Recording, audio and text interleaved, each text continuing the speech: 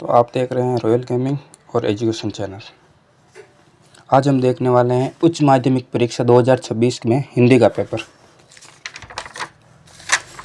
इसमें खंड अ में आपके 12 अवसद आएंगे, जिसमें पहला है चूरण वाले भगत जी चूरण बेचकर एक दिन में अधिकतम कितने पैसे कमाते हैं।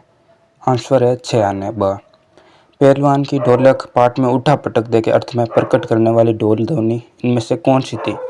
आंसर द चटाक चटदा।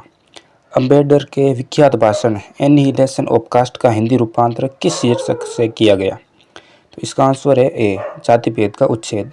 हरिवंश राय बच्चन का काव्य दर्शन है। तो हरिवंश राय बच्चन हालावाद काव्य दर्शन के कवि है।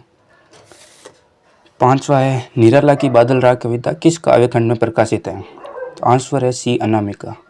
छठा है अर्धराति गई कपि नहीं आयु। तुलसीदास ने इस पंक्ति में कपि कहकर किससे संबोधित किया है। तो इसमें तुलसीदास ने हनुमान को। द सिल्वर वेडिंग कहानी में बाल जति किसे कहा गया है। तो आंसर है स किसंदा को। जूझ कहानी के नायक पर सर्वाधिक किसका प्रभाव पड़ा। तो आंसर है द सर सौंदलगेकर गुरुजी का।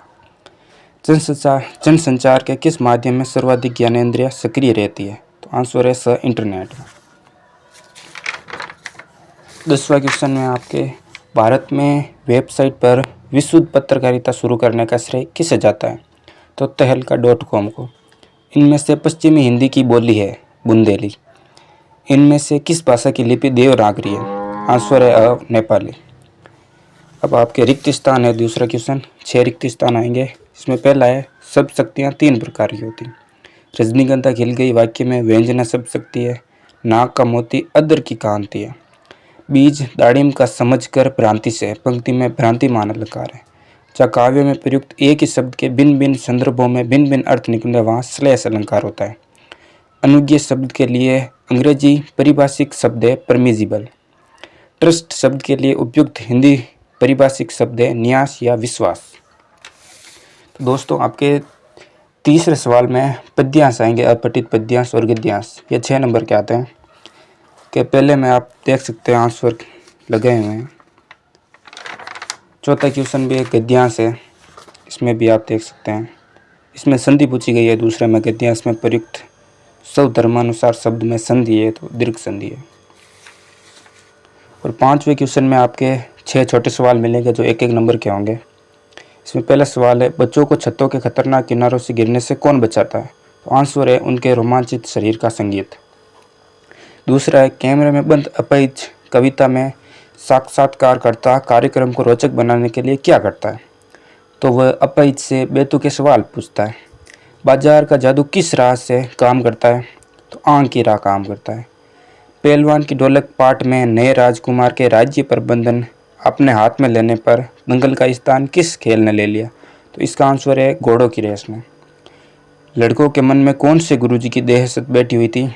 तो उनके कक्षा अध्यापक थे मंत्री मास्टर की।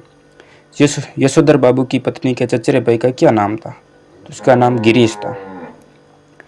खंड ब में आपके 40 शब्दों में उत्तर देना है। 2-2 नंबर के क्वेश्चन है। 7 सवाल आएंगे, जिसमें 3 सवाल ये जनसंचार माध्यम रिपोर्टिंग और रेडियो पर आधारित होंगे।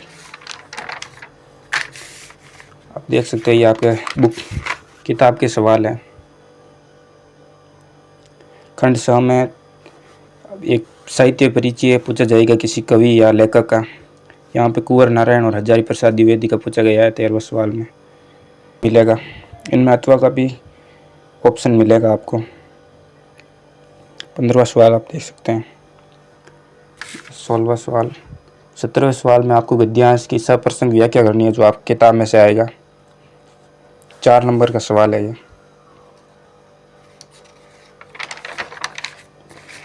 18वें सवाल में पद्यांश की सप्रसंग व्याख्या करनी है, ये भी आपकी किताब से ही आएगा। ये देखिए इनमें ये बादल राग और तुलसीदास का आया हुआ है। आपके यहाँ पे एक निविदा या ज्ञापन दिया हुआ है, उनमें से कुछ आएगा।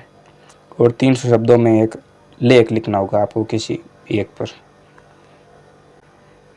ओके, तो धन्यवाद। गुड लक दोस्त।